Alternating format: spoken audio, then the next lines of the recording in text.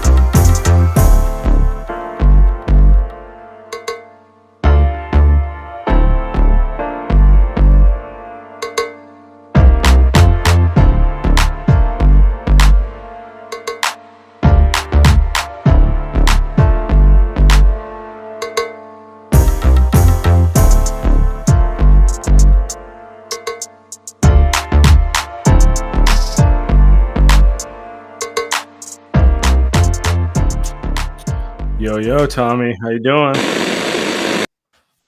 After that game, do you actually want me to answer that question? Let's fire everybody. Everybody. Fire everybody. Guys, presented by Prize Picks. Get $50 in lineups when you play your first $5 and use the promo code Welcome to Light Years. You got Sam Spandiari here. I got my guy Tommy across from me. No way around it. Warriors got their asses handed to them by the Oklahoma City Thunder. 126, 102, 24 points. In some ways, that kind of describes. In other ways, it's probably worse than that. It's been garbage time since the mid-third quarter. Uh-huh. And you know, I guess if I want to be the optimist, that means that they're going to play their players tomorrow against the Spurs. And that's where the silver linings end. Anyway. Yeah, I mean, I think that was definitely the plan when they sat Steph, Jimmy, and Dre halfway through the third quarter. Yeah. That's the perils of having an old team. You got to make those kind of more long view decisions because hopefully they look a little bit, fresher tomorrow. Funny enough, I actually thought they started the game with good energy and then had that weird sequence at the end of the first quarter where the Moody three ends up getting waved off because of technically a shot clock violation. Steph gets the flagrant foul on Isaiah Joe, and you think it's maybe going to be a 3 or 5 point game heading out of the first, and all of a sudden it's 9. And then OKC really just Warriors probably gave them too many open looks from 3 in the first half, but they didn't miss either. This is a team that was shooting like mid to low 30s from 3 on the year so far, and they shot 58% from 3 in the first half. And plus, they really tightened the screws in that second quarter. And after that, it was all downhill from there. Yeah, and I was thinking about this during the game. I threw this on Twitter, which is just never a good idea. But I'm trying to dissect how much of this is the Thunder being excellent, the defending champs who look like they are only better than they were last year. How much of it is you're on the road, it's November, long road trip, and overreacting to a single road game in the early part of the season is always kind of a terrible idea.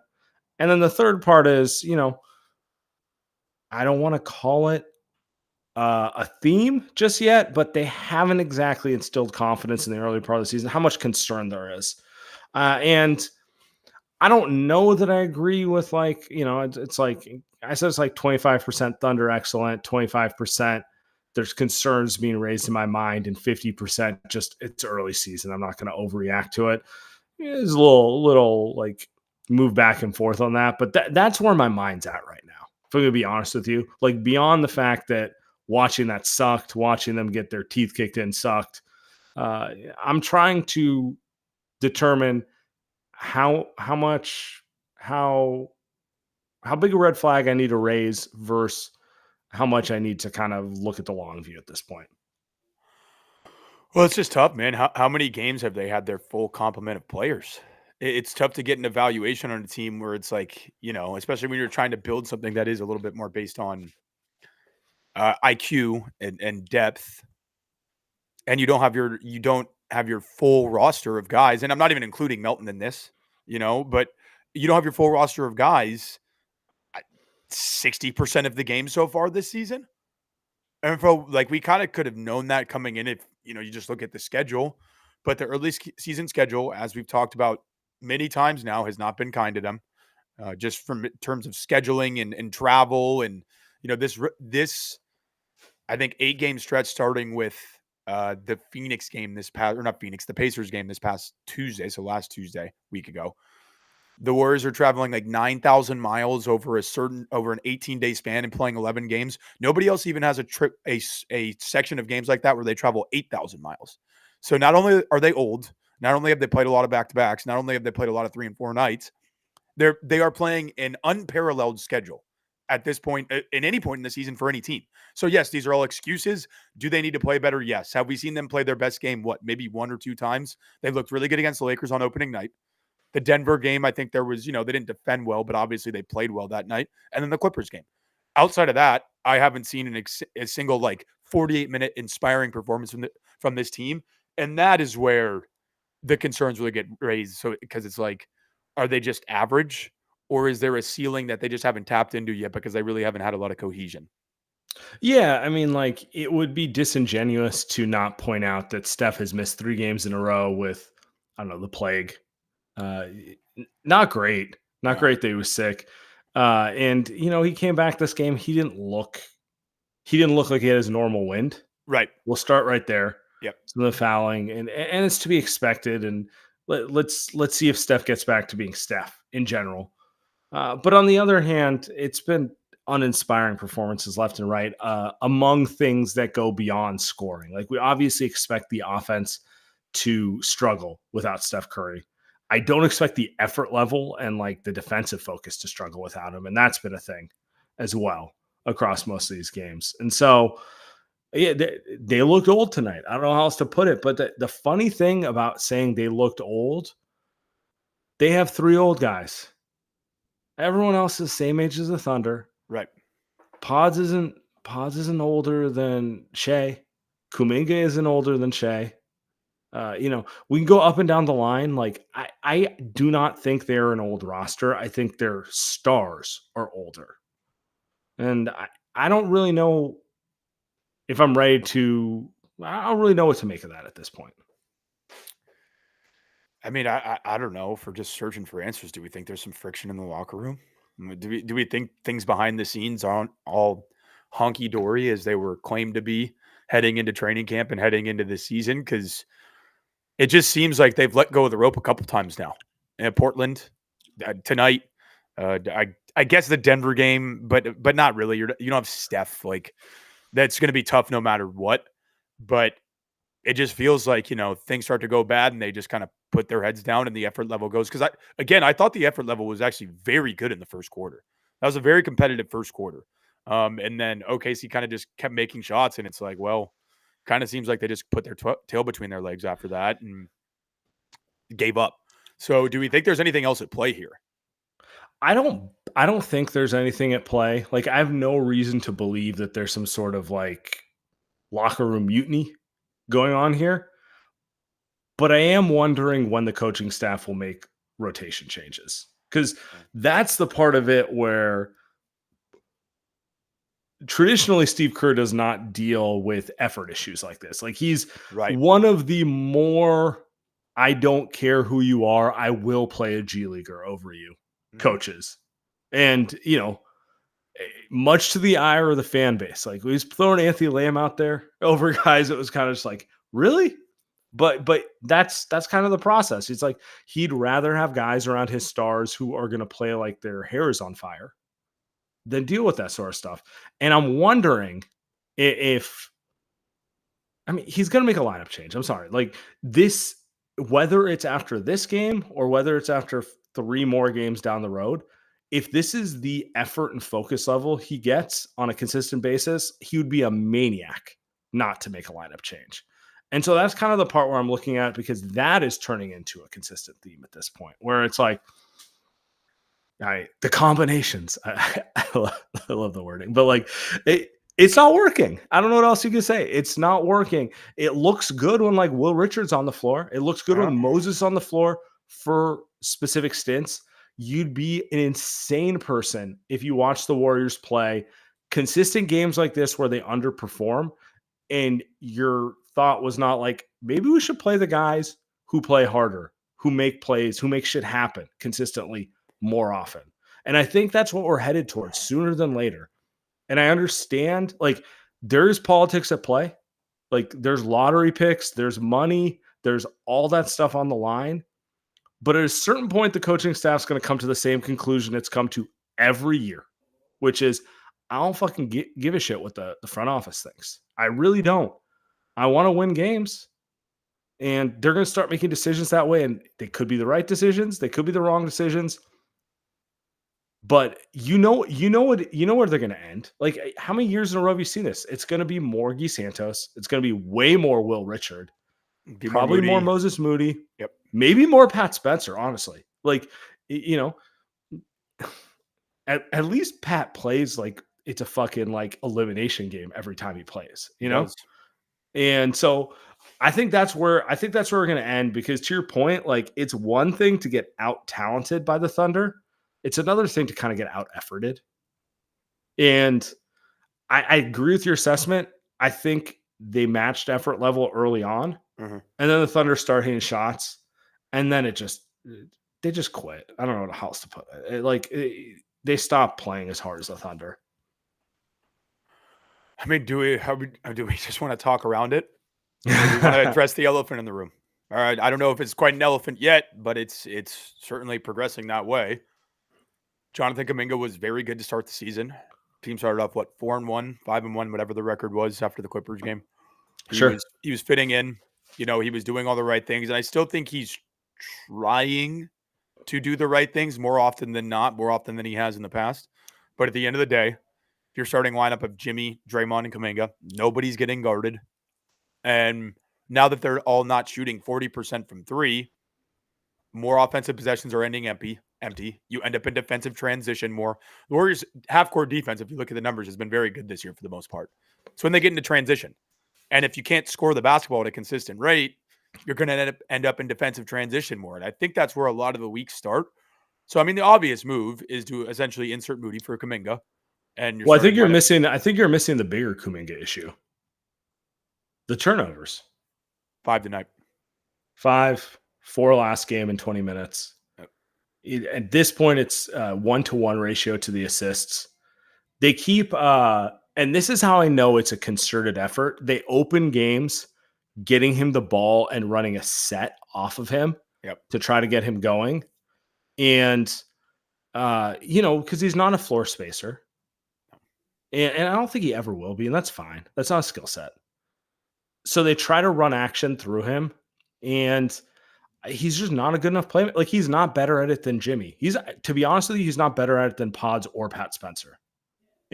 Like, he's not, like, they're not going to turn the ball over at the same rate as him. So you run into these, and to your point, yeah, they're not the most athletic team. So the last thing they need to be is in transition defense all the time. Right. It's one of those things where it's like they're clearly trying to set him up for success, trying to get him going, trying to figure out how he can fit with the starting lineup because he is talented.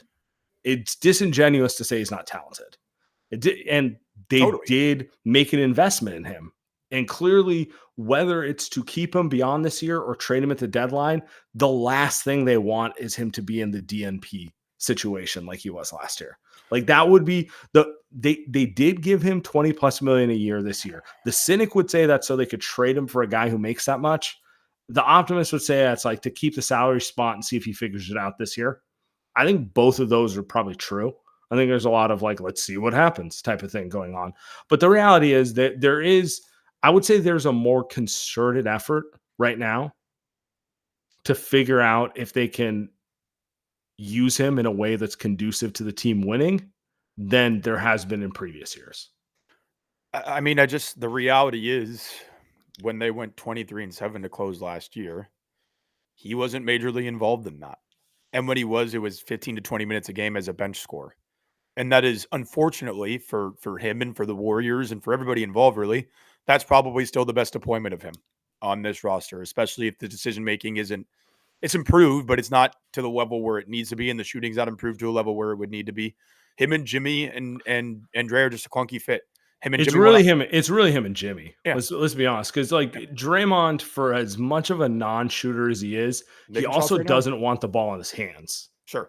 Like when the Warriors play poorly with Draymond, it's when possessions end with him dribbling at the top of the key because everything else has got broken up.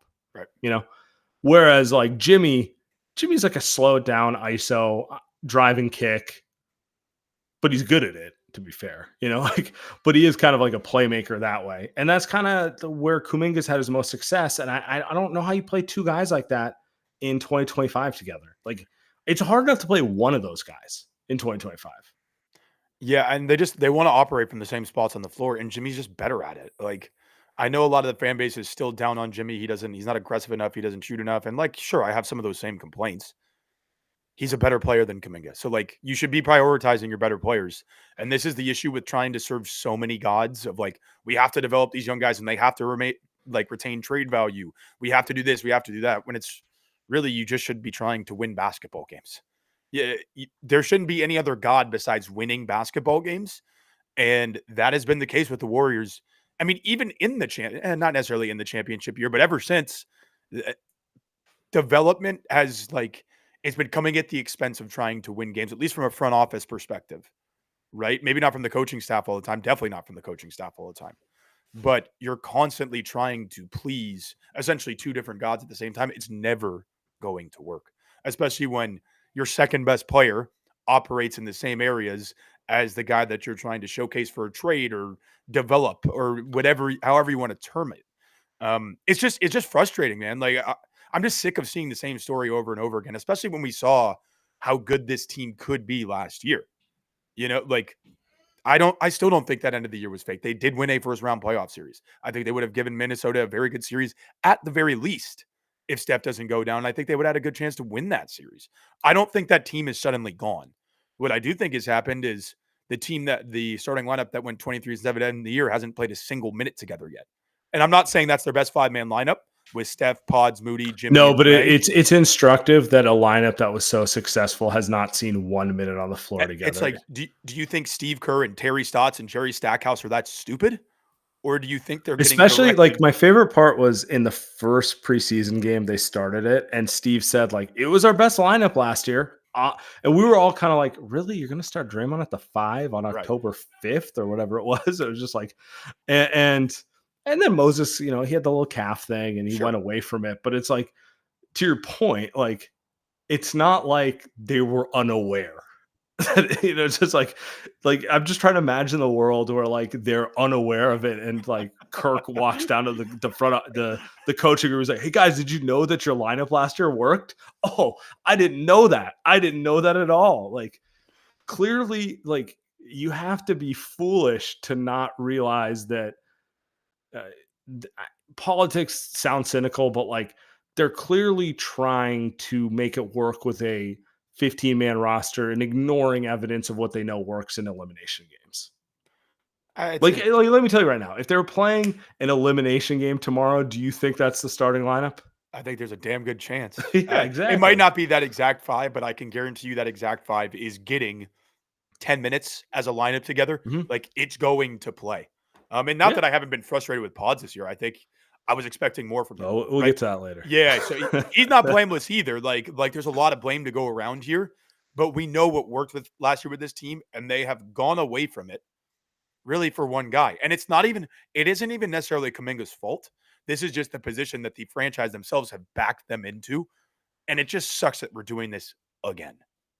Well, I think the Thunder are actually a great team to like juxtapose this Sure. because you look at basketball in 2025 and you just don't see players with Kuminga's skill set thriving on winning teams. Mhm. Like, not a shooter, not a playmaker, not really a defender, by the way. That might be the biggest one right now. He's an athlete, and he is, to be clear, he is a phenomenal athlete, and he can athlete his way to 25 points out of nowhere. And there is like he really does just need to go to a lower stakes environment where he can just play 40 minutes a game and we can figure out what the hell he is over a certain period of time. And that's not this. And you know what the funniest part of this is? We've had this conversation 4 years in a row now, Yeah. like something like that, right? So it's kind of like, to me, I don't really see how you fix it while you have Jimmy on the roster. I really don't. I think it's a lot of, I think we're going to get to a point where eventually he's coming off the bench and there's going to be a lot of, we're going to run second units through him when Jimmy's on the floor, which, by the way, is a smart thing to do because they do not have enough offense. Sure. I agree they should do that. They don't have enough offense to do it, but it's going to be, to your point, it's going to be pushing him into a 18 to 23 minute a game role in these lineup combinations because that's what's working. And just quite frankly, your skill set isn't versatile enough. And, to be fair, Jimmy's isn't either. Jimmy's isn't versatile enough either. He's just better as a playmaker. He doesn't turn it over the paint. He's a great passer. Like, I think that's where we're going to get to. Yeah, he is a foul merchant. Like, all this stuff Sure. is true. He's still better. He's foul And merchant his ways to NBA finals before. Like, I don't want to hear that. I put better players around Jimmy and he will look better too. Put players that fit better you don't even need to around put Jimmy. better players Yeah, around that him fit per better. se. You saw what it looked like against Indiana when he put Will Richard, Moses Moody, and Pods around him, just like Jimmy Ball. And Like, post, let yeah. let And Jimmy Horford. get in the paint, let him make decisions and stick the shots. Like, it's funny because playoff Jimmy has this, like, people think of him as a scorer. I'm like, I don't know. He's kind of like a poor man's LeBron, to be honest. Like, Right. he is a phenomenal decision maker. He does not turn the ball over, and he can bully his way into the paint.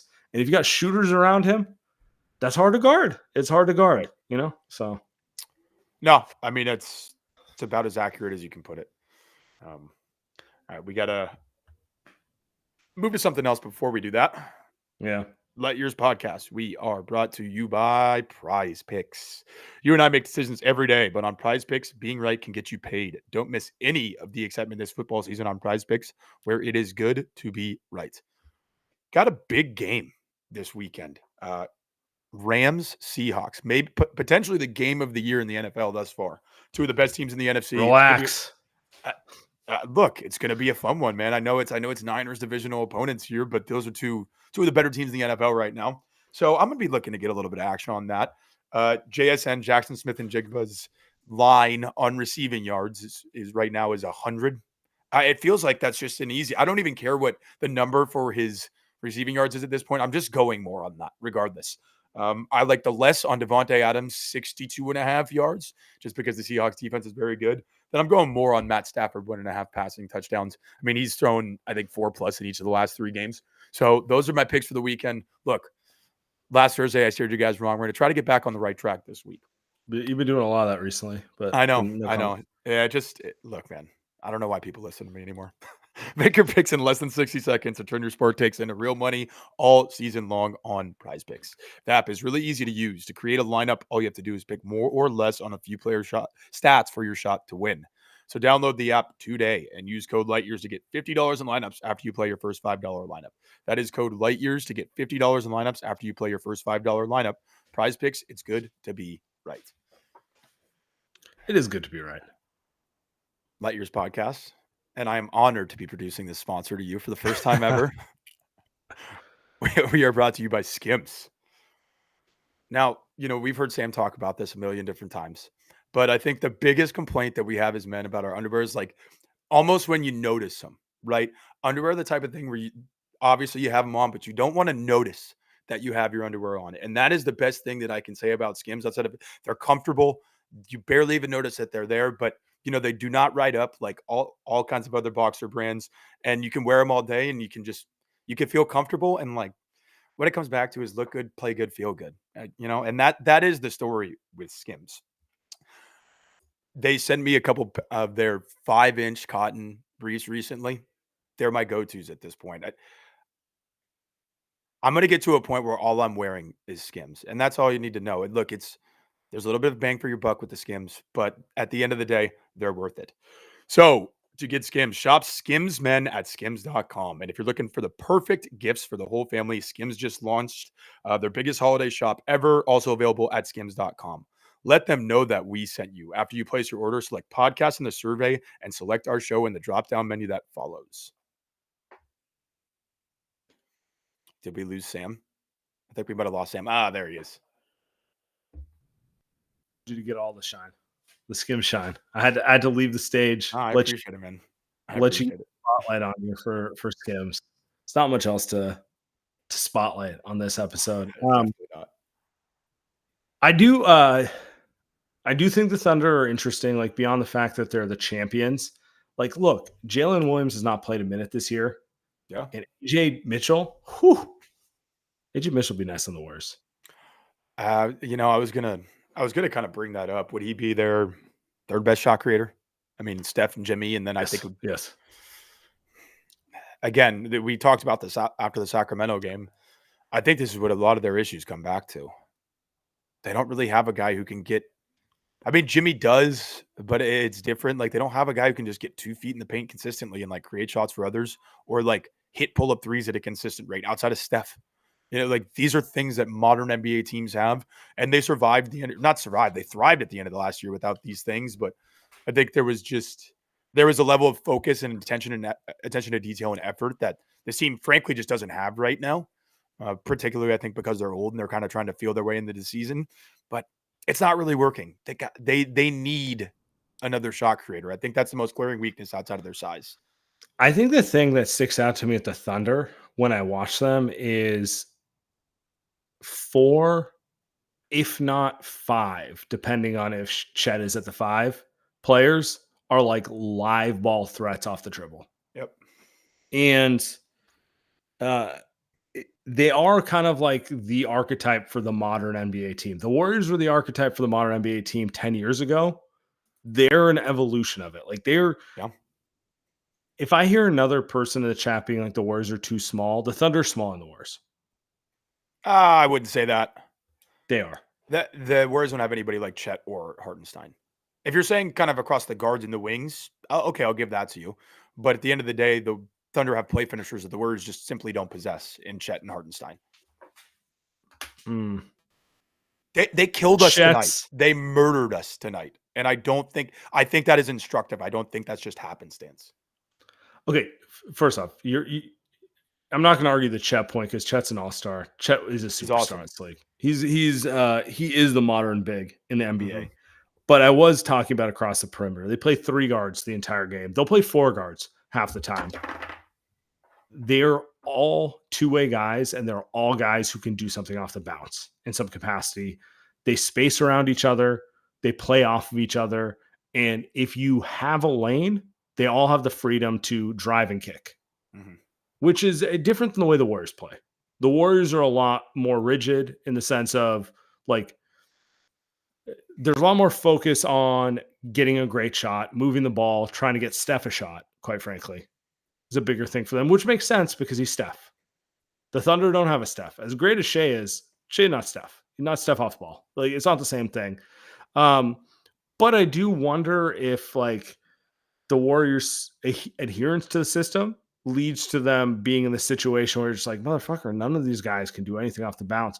They're afraid to even do anything off the bounce. And quite frankly, Pods is the one I keep thinking about the most, but I think it applies to Kuminga to a degree too, where would they be better players if they're playing in Oklahoma City? Would they be in a better situation if they were not kind of drilled with this rigid system of you got to move the ball, don't take a shot unless you're wide open at all times?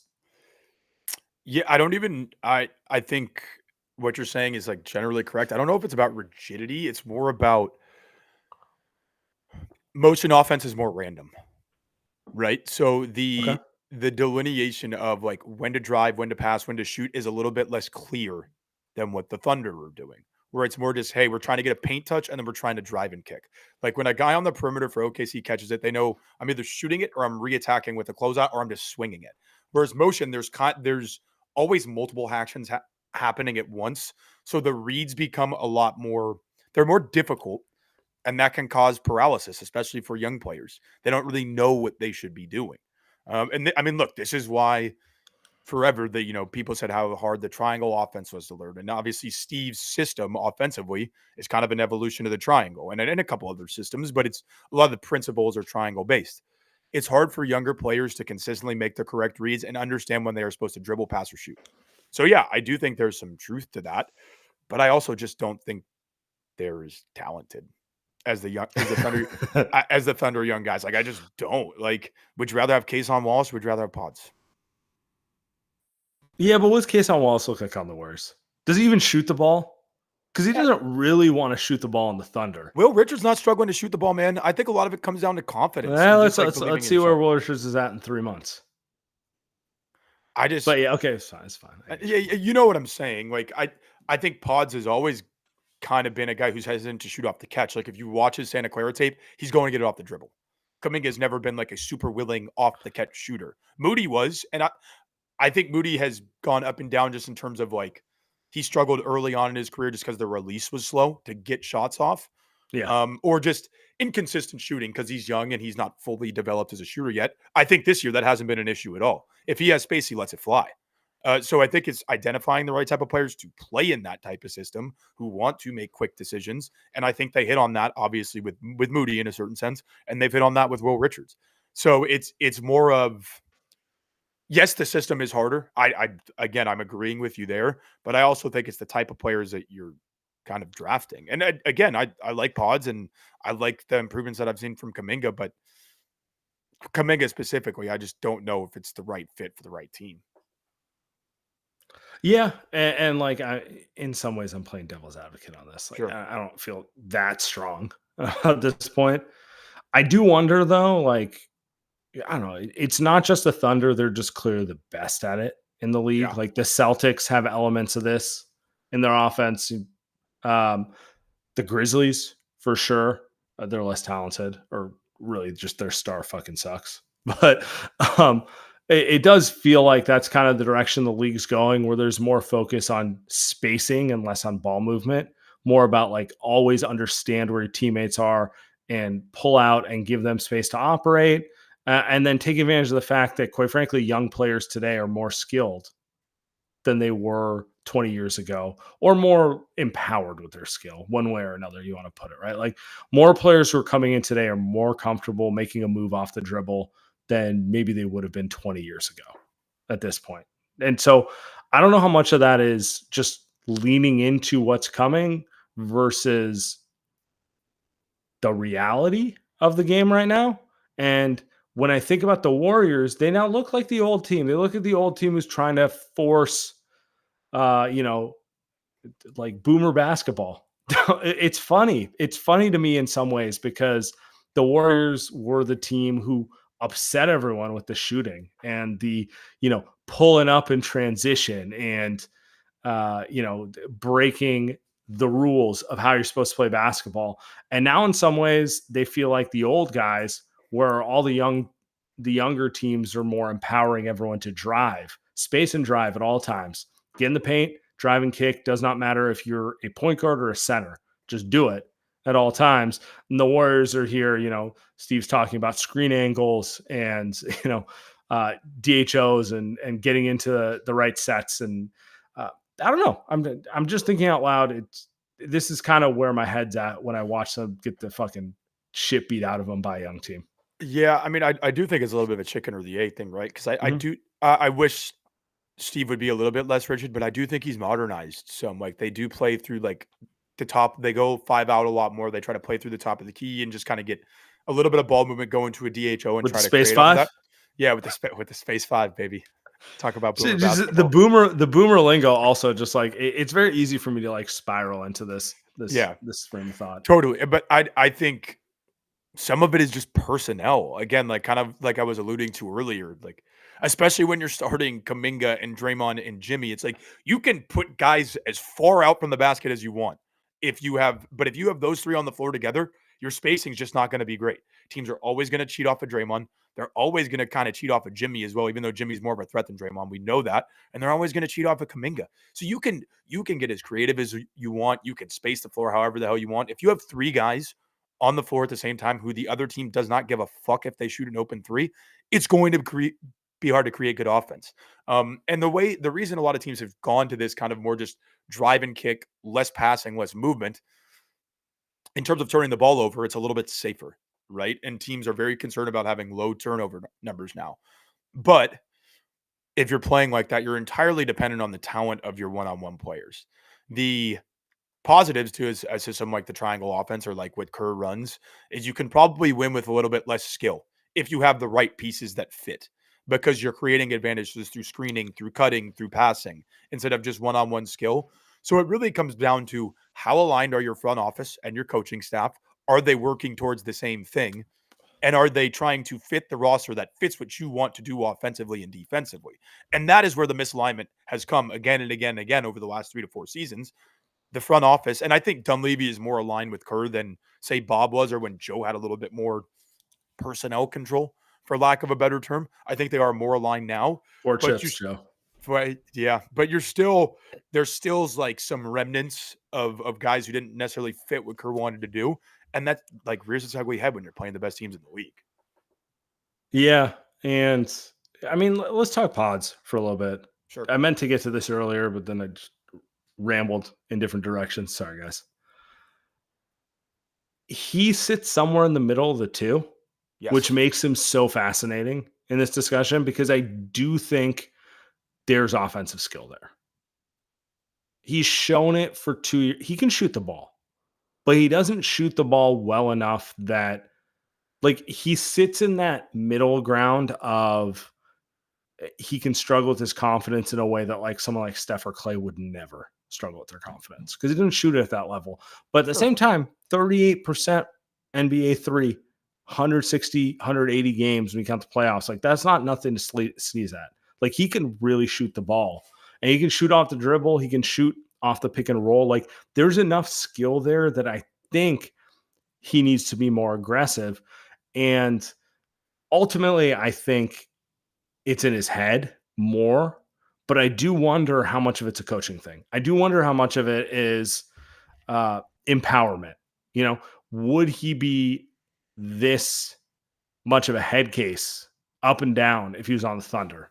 Because he does like he reminds me of a Thunder player in a lot of ways. Like he is a dog. He competes hard. He defends. He's not as physically gifted defensively as like the guys like Kassan Wallace or Alex No. Caruso at this point. And like maybe he never will be. But he is kind of an all-around guy who's got more skill off the bounce than he gets credit for. Inevitably, me saying this is going to get the mentions on fire. I don't care. It's a fact. Like he can do all those things. I do wonder if trying to fit in with the Warriors is, I don't want to say stunning his growth, leading to this, but like they do need him to be more of an offensive threat. Like more than anything, we can complain about Kuminga, we can complain about all these other factors. Like he is their best ball handling guard, not named Steph Curry, who's on the roster today. They need him to be a more consistent force at using it. I mean, I think again, what it kind of comes back to is like Steve has definitely called him a connector sometimes, says like that's where he's at his best. And I mean, I think he has those skills, but I think he needs to be given a little bit more I don't think he's not necessarily being given leash right now. But let's think about again the last 30 games of last season when he probably had the best offensive stretch of his career. He was playing in space all the time. It was I mean, to Draymond. be let me just clear that.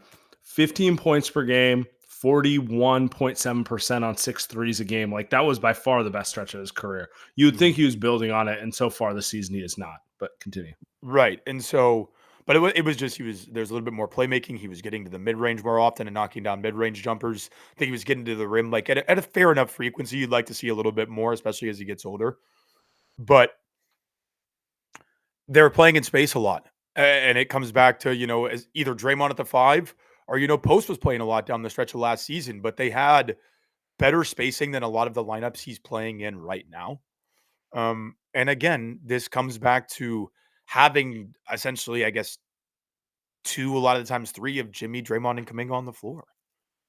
Like it is an issue. And Steve talked about it in preseason, and it looked good for the first 5 games when they were all making threes at a high rate. Now they're not. And now we're seeing the realities of that fit come home to roost again. And not to like harp on that point too much, but I do think it affects Pods as well. Like again, the Thunder guys always get to play in space. Like the least spacing lineup they have is when they go double big with Chet and Hardenstein. Chet can hit 5 threes in a game. I mean, we saw him do it tonight, basically. Like there's just more Warriors lineups where they're playing in less space. And on top of that, they're running a little bit more of a complicated system. So I just think Yeah, I agree with you on the space thing. Yeah. I think they can put Pods in just better positions to succeed. I think that's the case for a lot of their roster right now. I think again, this roster has some good components, but it's either the lineups that are being played or just the overall fit of the roster and how many guys they're trying to fit into the rotation right now. Because Buddy's been terrible to start the season, but he provides shooting, but he's been so bad. So they're still trying to play him a little bit. Will Richard's been better than him, but you don't want to just like put a veteran on the bench 12 games into the season. Like there is a lot of conflict right now, just in terms of the rotation. And I think it's affecting everybody. I think they're trying to feed too many mouths. And because of that, literally nobody is getting a rhythm. Yeah. Move on before I just want to remind everyone, our friends at BuySpec. You guys want to get in shape, you want to start your fitness journey.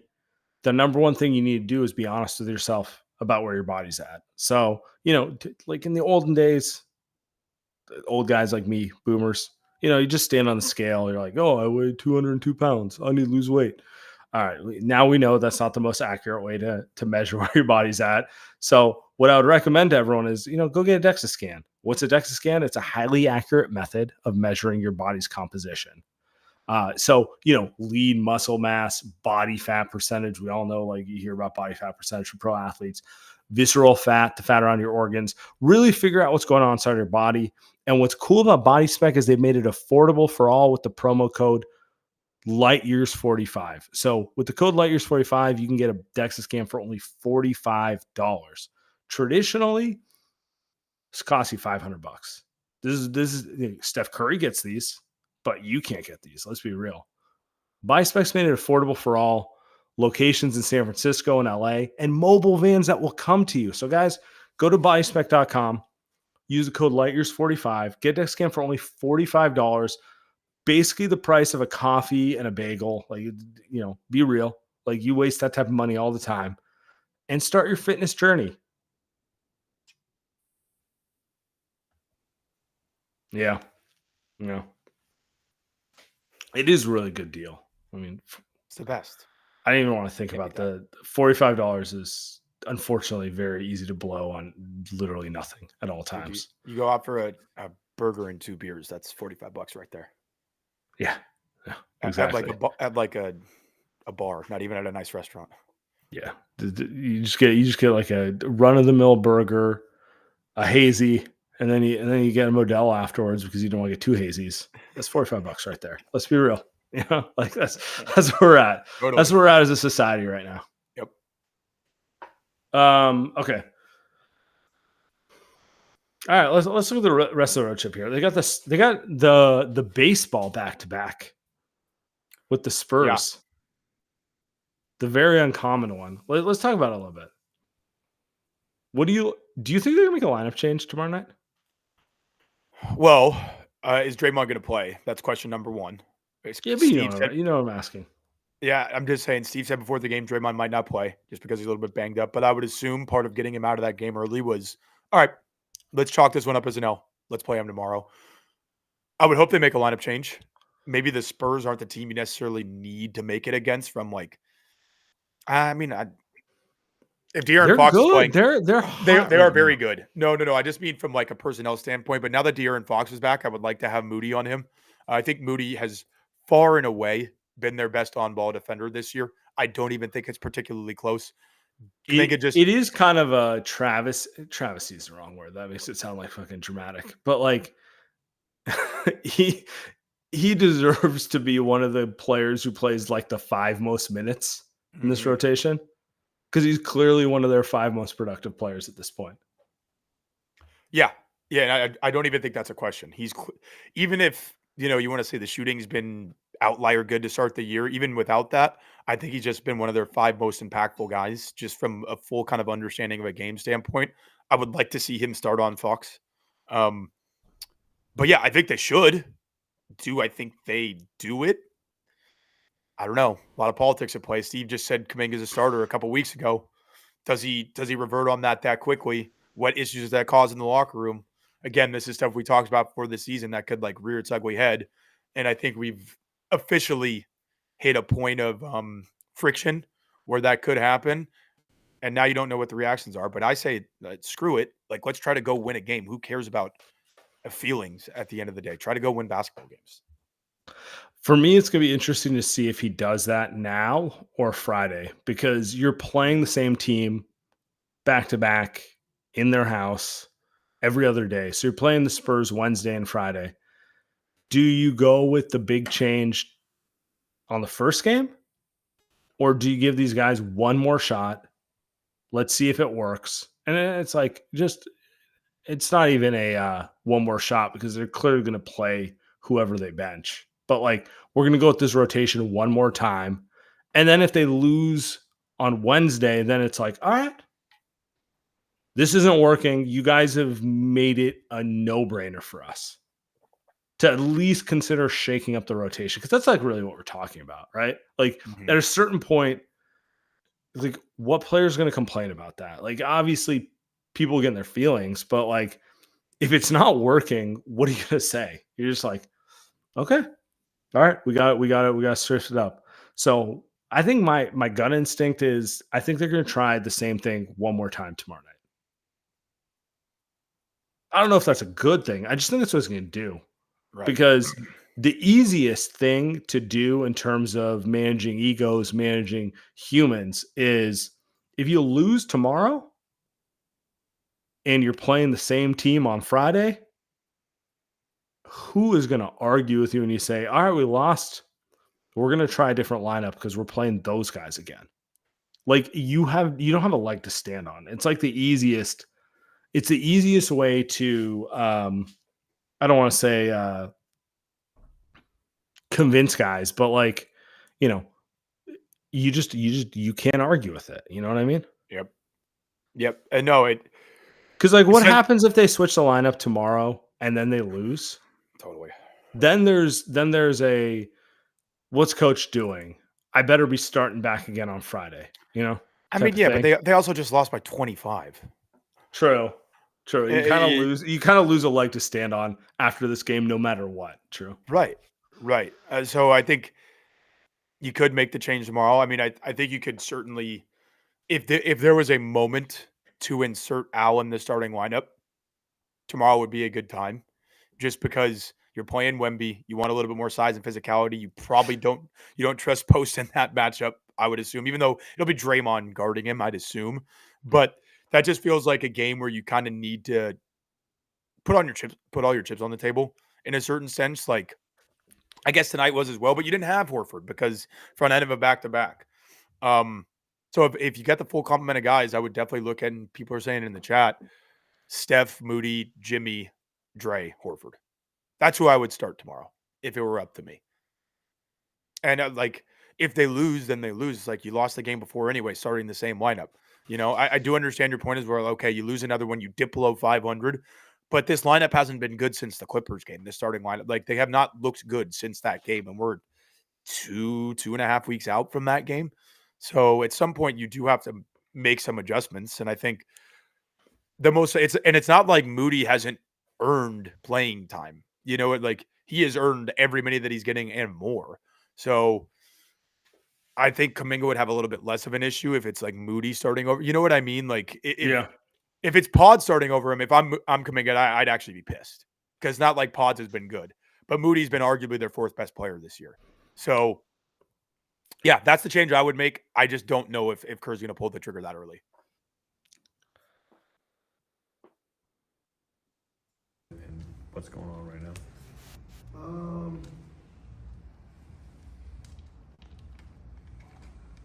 I think everybody was committed to winning and doing that any way possible. And right now, it doesn't feel that way. I mean, is it personal agenda type stuff, or like, you know, I mean, I guess how would you kind of? I think everyone has a personal agenda in this league, but you have to make those personal agenda work in the team confines. And if it doesn't work, then you kind of got to get rid of your agenda, or eventually the agenda is the cause of someone getting rid of you. And so, you know, I think you don't want a team with no personal agendas because a goal. He's just drowning on from here, but that feels pointed. That feels a little pointed. It's about. I'm not even being rhetorical with that. Who do we think he's talking about? Pat Spencer. No. I mean, I think there's two obvious people. Well, it's both of them. Let's be real. It's Pods and it's Pods. And yeah, they clearly run offense for Kuminga to start every game. And his point is like, if it's not working, what the fuck are we doing? Which is a fair point because the minute he comes off the floor, it works better. Yeah. And then Pods, it's a little more nuanced, but it's the same fucking thing at the end of the day, where it's just like, fucking play. Just stop worrying about your own thing and just play with the team. Stop saying you're going to take over the fucking franchise from Steph and Draymond. How about we start there? Like, I mean, he said it 2 weeks ago. Where he's just like, just fucking stop talking. When they put a microphone for your mouth, you don't need to tell them everything you're thinking at all times. Yeah, again, and like kind of like what Draymond said, it's okay to have like personal goals and personal agendas. That's what you think Steph or Draymond didn't have personal goals and personal agendas. They're sure. The reason they're two of the greatest ever is because they had those goals. But every good player thinks that way. Right. They just don't mouth it at all times. Yeah. And not even just mouth it. Like, I don't think you could ever say for like all of their flaws as players, like they were never trying to do that from what Draymond said specifically outside of the confines of what the team was trying to do to win. You know, like their personal agendas never superseded, you know, the winning part. And I think what's the toughest thing to get through young players' heads is that like, if you win, and obviously you want it, like if you're getting minutes and the team is winning, everything else fucking takes care of itself, man. Like the reason Jordan Poole got $120 million is not because he averaged 25 points a game in the playoffs. It's because he had a really good regular season. And he was still, even though he was only playing 15 to 20 minutes a game in the playoffs, he was an essential part of that championship team. If they go out in the first round, he doesn't get $120 million. Same with Wiggins. Same deal. Yeah. Yeah. I'm going to play Jimmy here, who's going to tell you the same thing. Back to winning is the main thing and the only thing. And it's going to be the collective of the group to figure out what is needed to win. Jimmy, to your point, everybody might have a different reason on what they need to fix.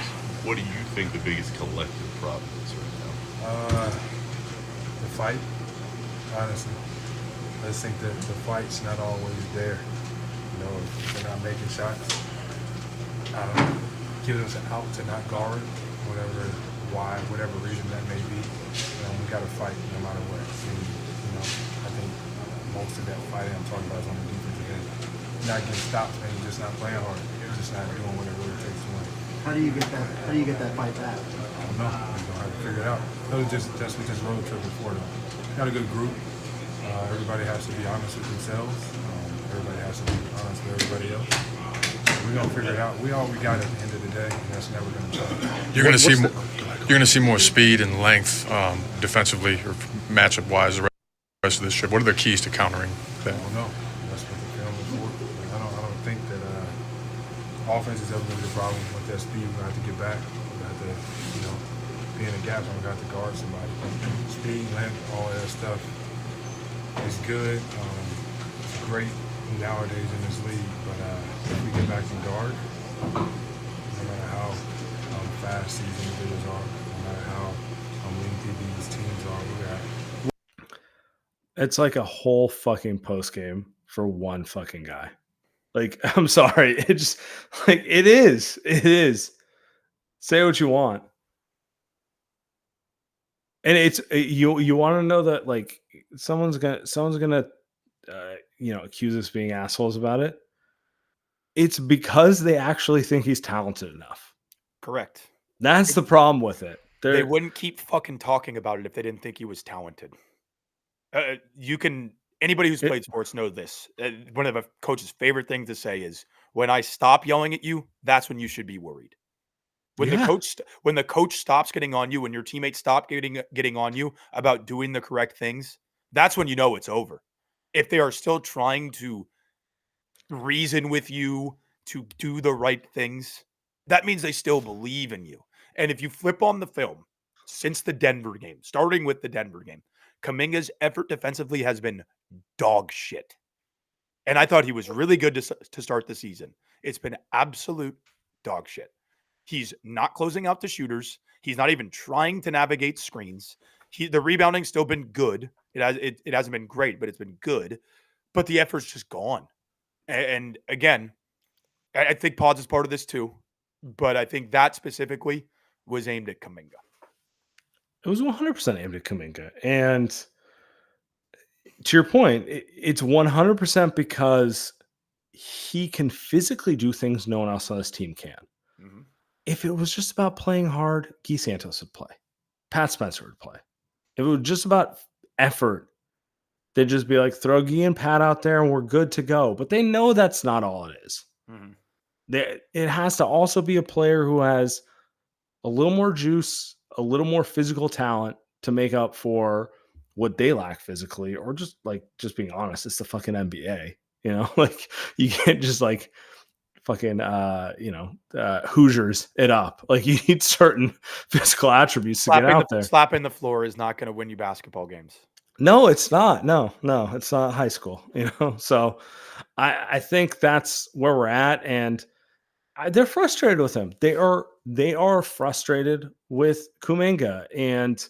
But also like, I don't think I made this point saliently enough.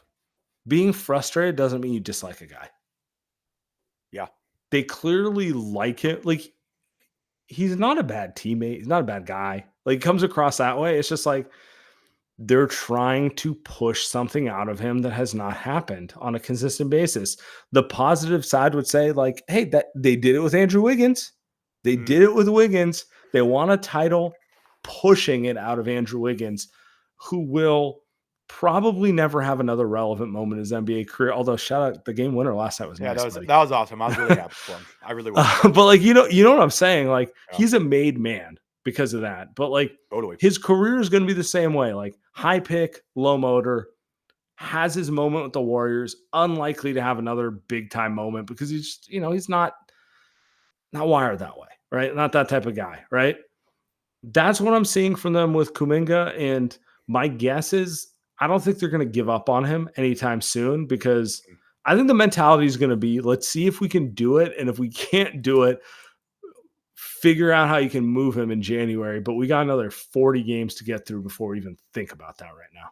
Oh, no, they can't start.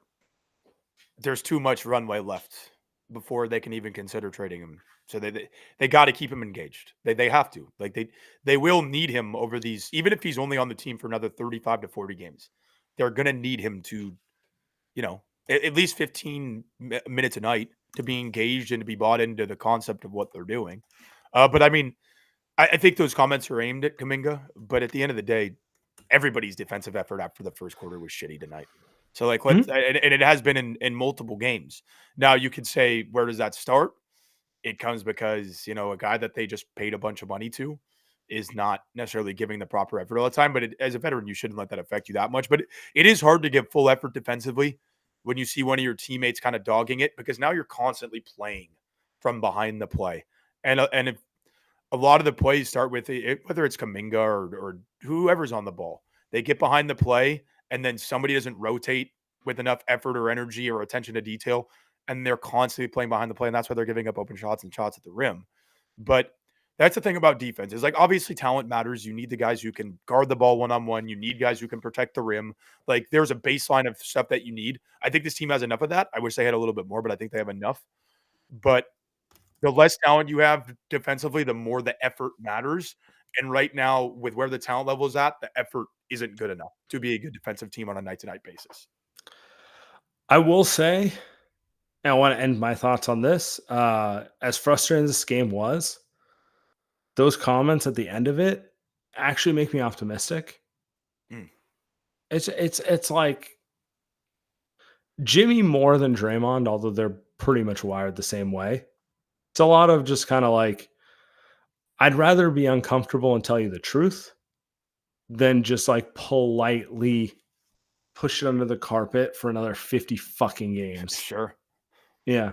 And I like that they're kind of going at it. And I think it's actually going to get louder if it doesn't change over the next 5 to 10 games, because they know what they need. Like, Jimmy's an excellent defender. Draymond is, one of the greatest of all time. They're also different defenders than what Kuminga. Like, they want Kuminga to be the POA menace. They want him to be Andrew Wiggins in 2022. They want to be the athletic, stick him on the ball, let them play on the weak side, and just disrupt everything guy. And they need someone to do that. They do. They need him. They know they need him. And it makes it a little more interesting, because I don't know if they say that as explicitly 5 games ago. Like, it's very, on the one hand, they're not calling anyone out by name, but on the other hand, like, if you're paying attention, it's so fucking obvious what they're talking about. Yeah. And my worry with Kuminga is, I think he is, last couple of games, I think it's been bad effort-wise, but I think he is trying. I just don't think he's a good defensive player. He's No, not he's great on- definitely, he's trying. I will give you that. Like, the thing that's been both encouraging and frustrating at the same time is I don't think he doesn't give a shit. I think he cares. I think he's trying his best. I think he's somewhere in the like young player lost mentally state with this sort of thing, if that makes sense. Yeah. Go ahead. I was gonna say, or as Draymond would put it, he hasn't had the fucking fear of God put in him enough to defend harder. You might be right about that, but I don't think he's great on the ball. I don't think he navigates screens well. I don't think he knows how to manage his distance when guarding the ball. I think he gets a little bit too handsy. And so it's like, okay, you can say the solution is put Moody on the primary assignments, which I think would be a good idea. But then where do you put Kuminga? Because he's not great off the ball either. So that's the issue. Actually, isn't him offensively. As much as like the lineup combination with Steph, Jimmy, and Kuminga doesn't work, you can work around that in terms of the way you build lineups. The real issue with Kuminga, in my mind, in terms of getting like 25 plus minutes a game, is just the defense. It's not about his offense. It's not necessarily even about fit. You can still find 20 to 25 minutes for him.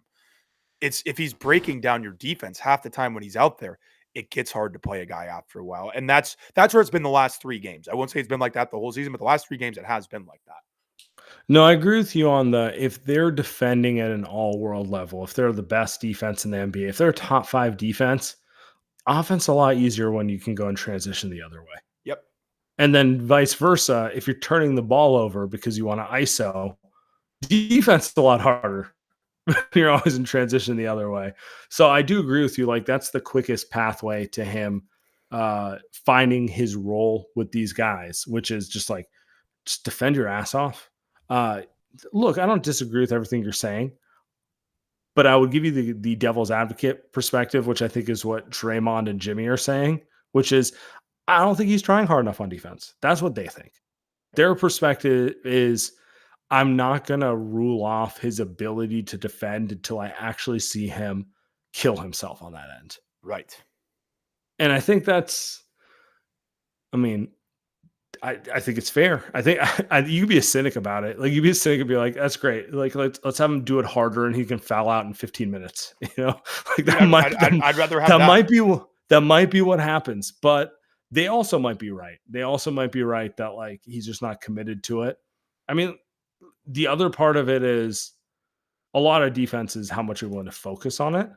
Yes. And he's clearly focused on scoring 25 points. And so that might be the other point that they're trying to make at him, which is don't fucking worry about that. Just focus on the defensive aspect of the game and everything else will come to you, which now that I'm saying it out loud is no different than anything anyone has said for 4 years. It's the same stuff. And again, I don't want to make it seem like we are putting this all on Kuminga, but he's defensively, at least, he is a big part of the problem right now. They all need to play harder on that end, but it is all connected. Like, it's harder to give good effort when you think one of your teammates is not fully focused and engaged on that end. Steph fouls too much sometimes. Still, he had to get 5 fouls tonight. Draymond can be a little bit of a loose cannon. Get guarded behind half court, and you can get away with some of the shit Steph does. 100%. So, yeah, if Kuminga is going to contribute to this team, he needs to be a positive force defensively. Again, like, Steph doesn't necessarily need to be that. He needs to be neutral, but he's going to contribute in so many other ways that it doesn't matter. For Kuminga to get consistent minutes, he needs to be a positive force defensively, and he hasn't been that in a week. And I think that's what, again, Jimmy and Draymond's comments were aimed at. Yeah. I mean, I don't need anyone to confirm it for me.